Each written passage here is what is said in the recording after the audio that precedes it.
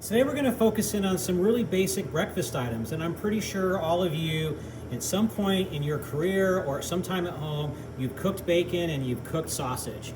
And so I want to talk a little bit about bacon and sausage and kind of what it is. So we know bacon, we'll talk about bacon for a second.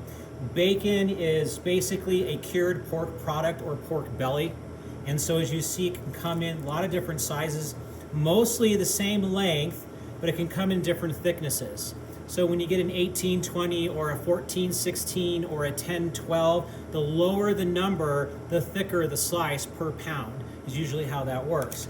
And when you pan up bacon, it's really important to understand that, you know, we like to use parchment paper to kind of save our metal containers underneath without getting grease all over the place.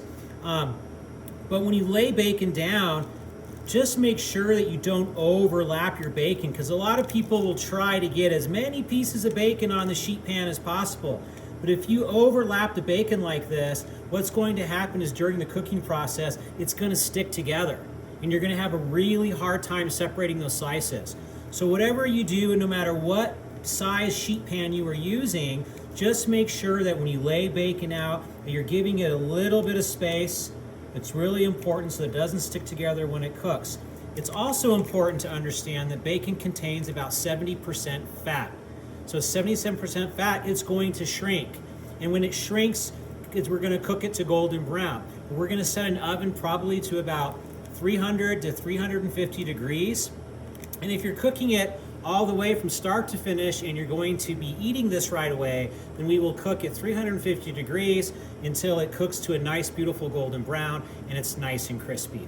Now if we're using this in the restaurant world and we're cooking a whole bunch ahead of time for breakfast and we're going to finish the product a little bit later, we're going to want to cook this product to about 3/4 of the way done, to where it's not fully crispy and not fully crunchy yet, but to where it's close to where we only have to finish it 1/4 of the way there, so that it's quicker and faster to get on a plate for service. So I want to talk just a little bit about bacon.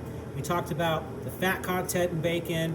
We talked about the different slices and the thickness and counts of bacon.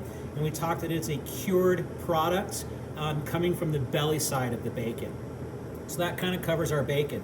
So I just pulled the bacon out of the oven. We had the oven set at 350 degrees. And it's been cooking probably between 12 and 16 minutes. But as you can see here, it's shrunk down quite a bit and released a lot of its fat. And what's nice is the parchment paper collects that fat so you don't ruin your pans or have to scrub your pans really hard. So parchment paper will save your pans. But look at how nice and beautiful and crispy this bacon is. And really important, we want to keep it in one piece. It didn't stick together because it had room to cook and didn't stick to each other. And at this point, I'm just going to take one of these guys and I'm going to crack it. You can see how nice and crispy that is, which is great. I'm just going to take this sausage now and I'm going to go ahead and put it aside of bacon right on my plate. And I'm sure you will be doing this for your instructor and showing them 6 beautiful pieces of bacon that's cooked perfectly to a nice golden crispy brown.